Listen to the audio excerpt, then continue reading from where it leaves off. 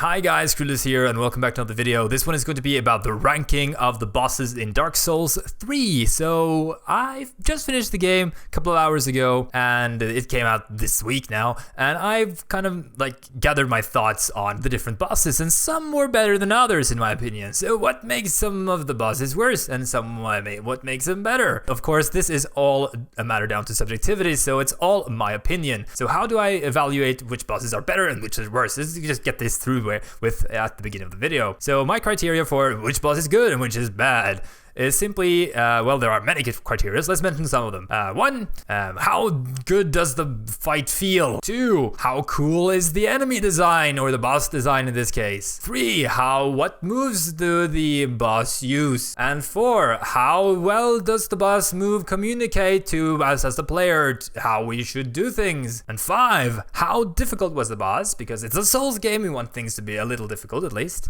And 6, how gimmicky were the boss fights? Did they involve, gaining skill and playing, or did they involve some sort of other mechanic making them making your gameplay less valuable? I guess your execution of the mechanics less valuable or less valued by the game as a consequence. So let's start with the worst boss fight of them all. In my opinion, the worst boss fight in this game is the Ancient Wyvern. Quite similar to the old dragon god in Demon Souls. We have the Bed of Chaos in Dark Souls. This fight is purely a gimmick fight where you just have to run through like an ordeal trial, and then you get to the end and you one-shot the boss, and yeah, it's barely a boss fight. You can't even call it a boss fight, really. It's just an area of a certain place in the game. So yeah, that's basically the weakest boss. You can one-shot the boss by doing this trial thing, and it doesn't really reward you anything except for running. I don't think running in Souls should be really considered. It should be a part of the repertoire of skill you have, but it's not that essential to fighting bosses.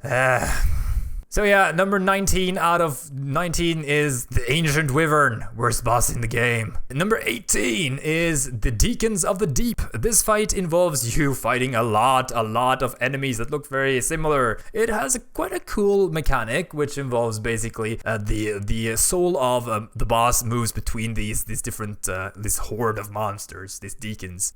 However, due to the fact that the erraticness of which person the soul goes to is so random, and there's a high variance into where, if you're lucky, you can take the boss really easy if the soul just goes to one of the weaker minions, while if it goes to the high minions, then the boss becomes harder. So it's not really consistent with how you want difficulty to be in Souls game. And also it has a time limit with the curse, so you're basically forced to rush. That can be viewed as a positive or a negative. So I thought that was kind of a good idea to have, because those fights could have drawn out if they didn't implement some sort of rage mechanic, or enrage mechanic, I guess. So by the way, just by the fact that these guys are the worst fight doesn't mean that they're bad. I'm not going to compare them to like a list of old Souls bosses. Yeah, generally the bosses of the Dark Souls 3 were good overall, especially compared to Dark Souls 2, where the quality was very, very 17 is the Curse-Rotted Greatwood. So this fight is also quite gimmicky. It involves you hitting these egg sacs on the tree. It's a big tree which does butt stomps, and it gets a hand out of its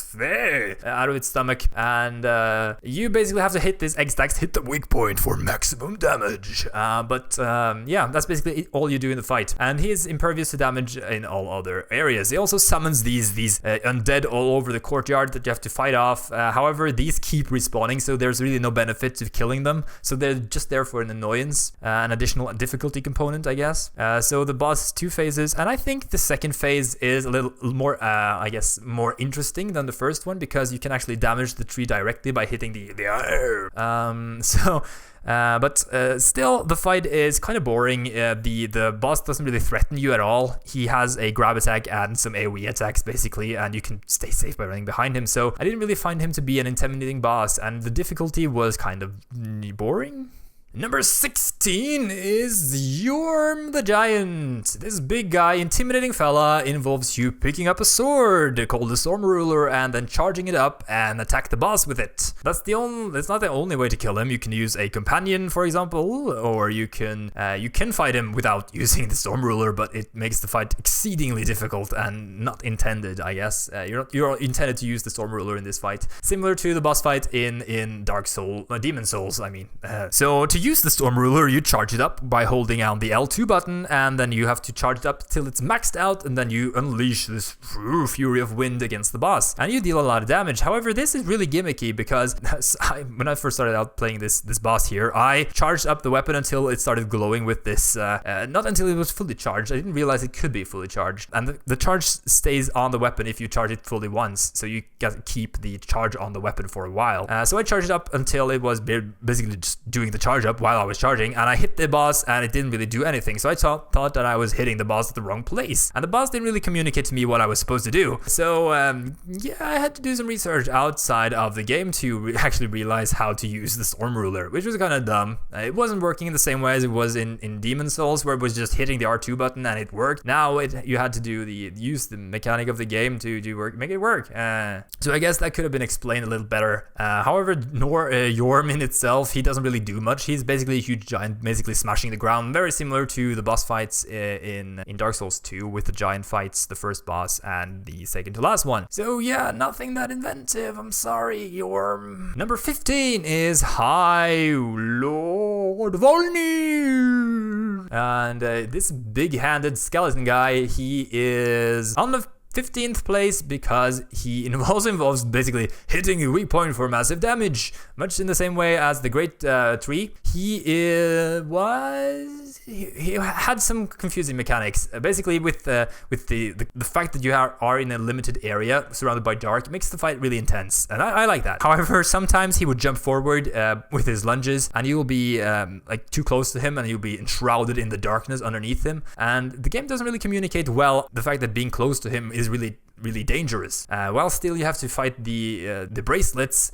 They are really indicated and really easy to see that you're supposed to hit those. However, not realizing that you have to hit them makes the fight harder because he kind of encroaches upon you and makes the space of movement a lot smaller. And he has this AoE ability that makes the fight a lot more difficult without really, well, it doesn't really award any skill at all. You just have to run away from him. That's all you have to do. You don't really have to dodge anything particularly hard. Getting into those arms can be tricky, and you have to be lucky with his attack moves. Sometimes to do the breath attack, sometimes to do the slam, and it really comes down to luck, really, as I've my experience. Number 14 is OCEIROS, the Consumed King. Now we're getting better here. This fight is kind of cool. He moves around quite similar to Bloodstained Beast from Bloodborne. He is kind of aggressive in phase 2. Phase 1 was kind of boring. He fights like a stray demon. Stray demons are kind of vanilla creatures, man. They're not really that impressive, to be honest. Where phase 2 was more similar to a Bloodborne-esque fight, similar to VORDT, the Boreal of the Boreal Valley in Dark Souls 3, but also similar to the Bloodstained Beast somehow. However, dodging his attacks was pretty easy. It made the fight kind of trivial, and also he had this freaking erratic movement. You didn't really know where he was going, so it was really random where he was heading with his attacks. Sometimes he would just face the wall and start running into the wall. What am I doing? He was running into the wall, just hitting something invisible, and I just got to stand behind him and hit him in the back, which made the fight laughably easy. So yeah, that's why OCEIROS is on the 14th place. 13 is the Crystal Sage. Kind of a cool fight in the principle. I mean, it's a mage that teleports around and creates illusions, kind of similar to Fool's Idol, just a little better. So the thing that made this fight a little boring was the fact that it was kind of intense, but the magic attacks were really easy to dodge, and he didn't really pose a threat as long as you got into the close range of him. And also the fact that he teleports randomly around, which makes you, sometimes you were lucky with the spawn point, so you could just run onto a random spawn point and you have a and sometimes you would be lucky with where he spawns. So sometimes he could spawn at just the place you were running to, and you could hit the air and he would spawn right in front of you, and that would basically make the fight like tragically easy, because every part of the second phase would be trivialized by the fact that you killed him right after he spawned, and he wasn't able to use any of his moves. 12 is VORDT of the Boreal Valley. This fight, well, on paper is kind of cool, using the new frostbitten like affliction on you, making you take more damage as you get hit. However, this guy is kind of similar to Ludwig in Bloodborne, in the DLC, the old hunters. However, he is like a worse version of him, because the phase 1 is kind of boring. He will just do slams in front of him, and second phase is really cool when he starts charging and when he does the breath attacks, and that's kind of really interesting. interesting. However, it lasts for not so long. It's a really short fight, and if the fight had been the phase 2 throughout the entire fight, that would have been amazing. But the first fight really drags on, and it makes the fight a little boring, in my opinion. That's the entire reason. But it's better than the rest of them. I mean, we have a lot of worse bosses than VORDT. Number 11, almost halfway there now. IUDEX GUNDYR is number 11. The first boss of the game really proves to be a quite of interesting tutorial boss. It shows you how to play Dark Souls, and it teaches you some important mechanics like dodging and blocking, and he really works well in that fact. And he also turns into this monstrosity in phase 2, which teaches you that you should probably not stand in front of things and block them for an entirety. And he's also kind of cool looking, and he has amazing moves that are really easy to see, and you'll be able to take him on if you have the skill for it. So he rewards good play, and I like that. Number 10 is the Dancer of the Boreal Valley. Ooh, kind of a cool boss there. It's the dancer with really smooth moves. I really love the shawls on the head of the dancer, and I do enjoy the lore behind this character. It's a really kind of specific going into the lore of the characters when evaluating how cool the bosses are. But the boss is really, really interesting and has some really nice moves as well. It's like an extension of the mobs you fight in Ethereal, with the swords dancing around and the fire spurting from the ground and stuff like that, which makes the fight a little cool. However, it was a tad too easy in my opinion, and I should probably go and do it a little earlier next time I play through the game. Maybe I'll change my mind then, and Dance will go higher up on the list. However, I found the fight to be a little boring. It was a little tedious. She wasn't really changing things up too much. So after fighting her for about 2 minutes, the fight got really stale, and I got to read all her mechanics pretty easily. And yeah, that's the reason why she is number 10, right? Yeah, Dancer, number 10. Number 9 is ALDRICH, Devourer of Gods. This guy, he might be an annoyance for someone because he is really erratic as well. However, he's better than the other one. He has the same tendency as the Crystal Sage by the fact that he spawns at different points of the area, creating a certain act of randomness, I guess. And he also does this bow attack, which is infuriating, but it's kind of cool as well because you need to adapt to his situation, and they give clear indications as of which attack he's going to use, and he uses multiple attacks at the same time. I really do enjoy that he gets buffed up at about 70% and he goes into phase 2. That's a really good point to go into phase 2 as well, because you don't have to spend too much time in phase 1, because phase 1 is kind of vanilla, while phase 2 makes things a little more interesting. So yeah, ALDRICH is like a better version of Gwendolyn from Dark Souls and the Crystal Sage. That's my opinion. Number 8. Champion GUNDYR. He is like the buffed up version of IUDEX, and he is a lot cooler for that. He has some additional moves looking pretty amazing with the shoulder bashes and his kicks and a lot of good stuff like that. So I do really enjoy Champion GUNDYR. He is basically the same as I said about IUDEX GUNDYR. Yeah, the same like positive facts of him and also the same negatives, I guess. But he is like a lot cooler to fight. He has really good indications of which move he's going to use. He's a force to be reckoned with, and you feel good defeating him because you kind of feel equal to him, and that makes the fight even more like satisfying. Number 7 is the Dragonslayer armor. Now, I love fighting the Dragonslayers in Dark Souls 1 and 2. So, big surprise, I like fighting the Dragonslayer armor in Dark Souls 3 as well, because it's kind of similar to those fights. However, it's a bit more, I guess, different with the fact that he's not wielding a spear anymore. He's using a freaking axe and a shield.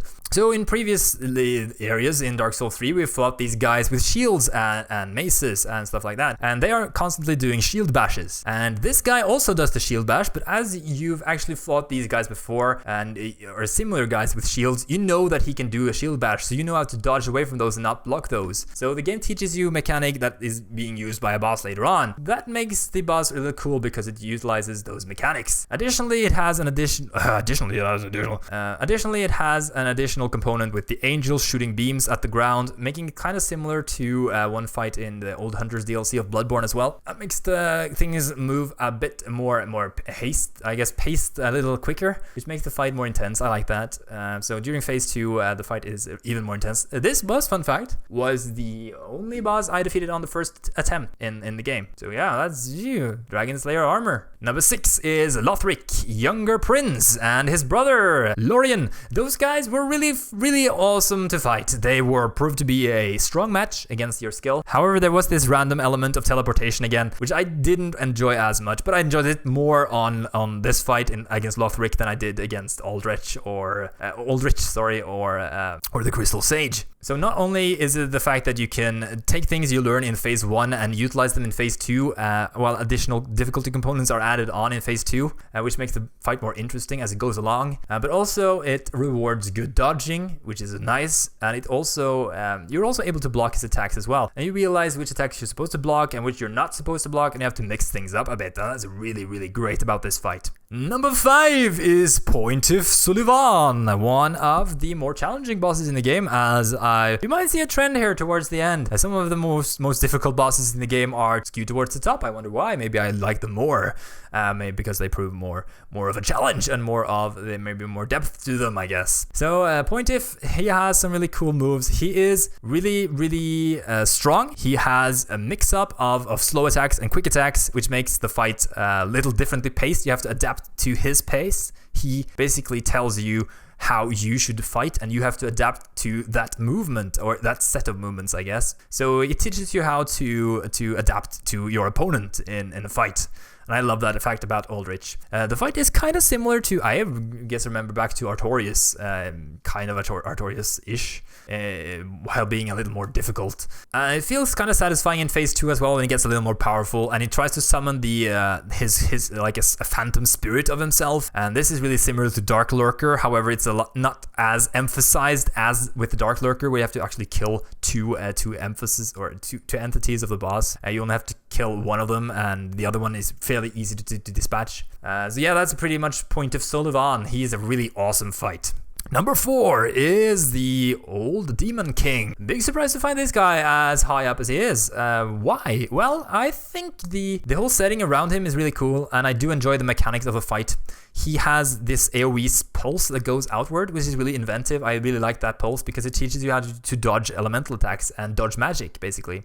Because the pulse will go from within him, underneath him, and outwards, and then sometimes it pulls it back. So you need to be aware of what's going on behind you, and you need to dodge backwards over the fire, which is really cool. I like that mechanic a lot. It's so good. And also he does the hail of fire attack, which is kind of similar to the hail of the barrage attack from ALDRICH. However, this one is much easier to see because the fireballs are bigger and they have a clear path, and you can just run away behind these pillars of bodies you can hide behind, which makes the fight makes it vary. The pace is really different depending on which attacks he uses. When he deals melee damage, you have to get behind him and you have got to dodge and be a little quick. And while he deals the magic things, you need to get away and retreat, basically, and be careful. So I really like the fact that the pace changes with the Old Demon King.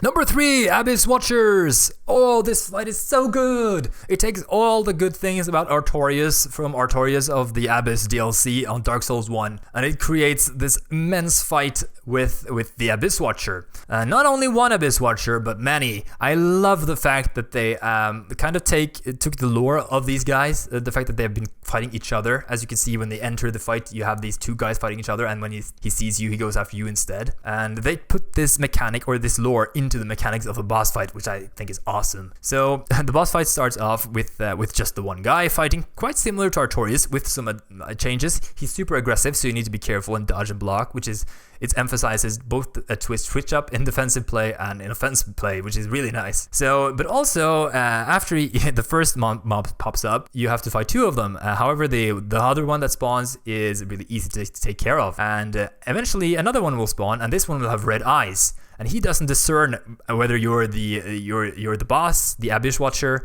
or if you are the player. So he goes after and helps you against the boss, but he can hit you as well, and you can hit him. So it creates this whole third dimension of the fight, which is awesome. And don't forget to mention, and I don't need to mention this, but the music in this fight is so amazing. It's really good. It sets the tone for the fight as well, being kind of a tragic story around this fight. So Abyss Watchers, double thumbs up.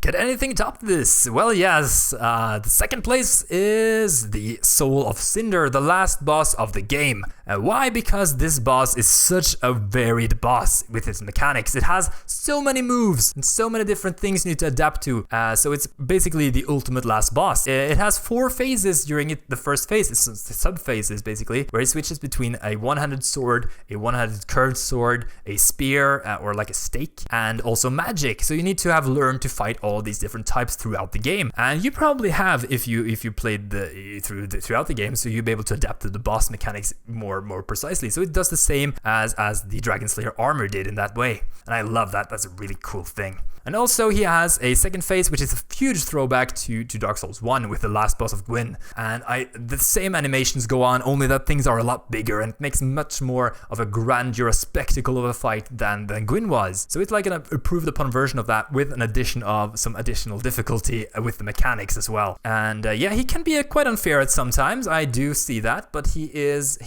requires you to learn the fight and you get rewarded for playing nice. Switching up between dodges and blocks, everything is working correctly in this fight. So number 1 is the Nameless King, riding on top of his Storm Dragon, the Storm King. He is a freaking amazing boss fight. Just the location looks amazing with these clouds covering the entire area, going from this beautiful old looking like castle in the sky in the mountains, going towards more like a storm clouded peak of the Eye of the Storm. It looks really amazing. The entire setting of the fight looks really cool. And the boss fight itself is really hard. It's the most difficult fight in the game, in my opinion. And also, it involves a lot of different mechanics as well. It involves basically first you have to fight him on top of the dragon. And during this phase, you start out by being this weak little midget on the floor and then have to deal with this amazing thing flying around you, and you have to be aware of your surroundings all the time. You need to look out for where the dragon is. Lock-on targeting is a bit finicky to get to work because he will target the dragon, and you can also target the guy riding the dragon, the Nameless King. And also, the way you damage the dragon isn't as straightforward as similar bosses in the previous Souls games. For example, dragons in Dark Souls 2 were a lot easier to take down. This guy, not so much, because he has a rider on top of him, making him more interesting. Now, when you kill the dragon, he will be down on the ground once more, fighting you mano a mano with his giant lightning spear. And this phase really is reminiscent of the Ornstein and Smough fight with Ornstein especially, and we also have the old Dragonslayer in Dark Souls 2. And the fight is really not mimicking that fight. It's a better version, in my opinion, than the solo fights against Ornstein or the old Dragonslayer, because the fight is a lot more difficult. The boss has really strong moves. He's quick, he is vicious, and he will deal a lot of damage to you if you don't know how to dodge or have some sort of, I guess, you adapted to his thunder or lightning resistance by utilizing a lightning block shield, for example. So the boss requires you to do a lot of preparation and to prepare your skills with dodging and stuff like that. And also he has these charge moves that are difficult to dodge. However, they are really, if you get all the dodges right, the boss feels really fair. He doesn't really do anything unfair to you. And that really is a bonus point to why this boss is super strong. For example, the Lord of Cinder, he has a couple of moves, like a parry he did to me right after I had staggered him and he was down on the ground. He just, for no reason, parried my move while he was staggered. This guy doesn't have anything unfair or unfair feeling things like this. He is a straight up forward battle. And also the lore involved with this guy has been an answer that we've been looking for since Dark Souls 1, and we finally have confirmation about what happened to the Nameless King. But I'm not going to go into that one. That will be for a later video. So those were my bosses from number 19 to number 1 in their my favorite order. And if you didn't agree to this order, that doesn't matter, because it's all a matter of opinion. It's a subjectivity matter. I hope you guys enjoyed my rambling about the bosses. At least tried to explain how I felt about them. That was the point of the video. So if you like the video, then make sure to click that button down under there. Check out the rest of my Dark Souls stuff on the channel and subscribe if you want to. I've been Crudeless, and I hope you enjoyed this one. I'll see you guys next time, and have a great day. It's bright and sunny. Bye bye.